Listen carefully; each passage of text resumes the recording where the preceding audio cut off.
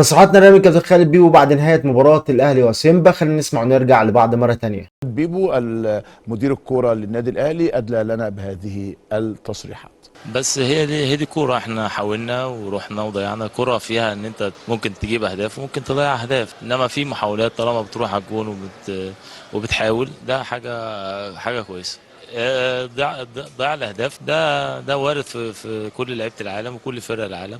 طبعا دخلنا الشوط الاولاني 1-0، وطبيعي كان من طبيعي جدا ان الفرقه هتهاجمك الشوط الثاني، وكان ممكن ان احنا نجيب الهدف الثاني قبل الهدف اللي جه فينا، بس برضو ضياع الاهداف تسبب ان يجي فينا هدفين. الحمد لله قدرنا نرجع بسرعه نجيب هدف التعادل. زي ما انت قلت كده، هي النتيجه، احنا اول مره مع الفرقه دي ان احنا نعمل نتيجه ايجابيه يعني. بس كنت اقول لك كمان اللي هو كان فرصه انك تكسر العقده او الكعب العالي لسيمبا 3 مباريات بيهزم النادي الاهلي هنا على ملعبه وسط جمهور. بس فانت اول مره تعمل نتيجه ايجابيه. هي مش يعني انا مش مبسوط طبعا، يعني كان نفسي طبعا ان احنا نكسب مكسب كويس، لان جات لك الفرص كتيره اللي كانت تقدر ان انت تريحك، بس هي دي الكوره، هتجيب اهداف وهتضيع اهداف، والحمد لله طبعا ان احنا ما يعني قدرنا نجيب الهدف التعادل، ما خسرناش. كان ممكن الكوره كده طول ما انت بتضيع لازم هتستقبل.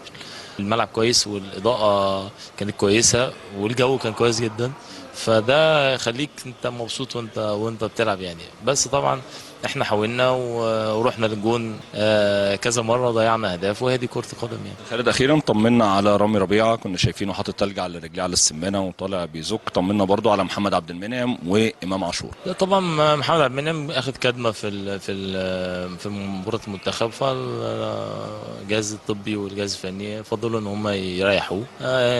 امام برضو لسه كان اخذ خبطه جامده في ماتش اسماعيلي، والدنيا كانت بالنسبه له لسه واحده واحده راجع، فطبعا مفضل للراجل ان هو ما يدوش في مباراه النهارده. لسه عندنا مباريات كتيره جدا، ولسه نلعب في الفتره الجايه دي كميه مباريات كتيره، فالاولى اننا اللي يبقى عنده حاجه لازم هيستريح عشان ما نخسرش اللعيب لفتره اطول يعني. رامي كويس، ما فيش حاجه. لا كويس. هو رامي طبعا يعني راجل عمل مباراه جيده، هو وياسر النهارده كانوا مميزين جدا، فاكيد كان هيحصل اي احداث يعني في المباراه يعني. وده طبيعي ان اللعيبه كلها بتطلع تعمل تلج يعني عشان تأمن نفسها.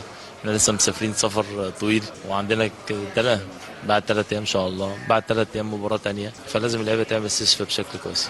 زي ما حضراتكم سمعتوا كلها، دي كانت تصريحات الكابتن خالد بيبو مدير الكرة بالنادي الأهلي بعد تعادل النادي الأهلي مع سيمبا في افتتاح طبعا الدوري الإفريقي طبعا. وإن شاء الله بالتوفيق للنادي الأهلي في مباراة العودة يوم الثلاث يوم 24/10 إن شاء الله بإذن الله على استاد القاهرة الدولي. إن شاء الله النادي الأهلي يقدر يحقق الفوز في المباراة القادمة بإذن الله تعالى، ويكون الأداء مغاير. النادي الأهلي طبعا في اللقاء الأول ضيع فرص كتير جدا جدا، فمارسيل كولر طبعا أكيد هيشوف حل ليه ضياع تلك هذه الفرص، لان في بعض من الفرص كانت سهله جدا جدا، ولكن بعض من اللعيبه طبعا اللي جات لهم اتاحيه للتسجيل تعاملوا برعونه شديده مع الفرص. اتمنى لو وصلت معايا لنهايه الفيديو تضغط لايك على الفيديو، تشترك في القناه وتفعل زر التنبيهات عشان يوصلك كل جديدنا. دمتم في حفظ الله ورعايته، والسلام عليكم ورحمه الله وبركاته.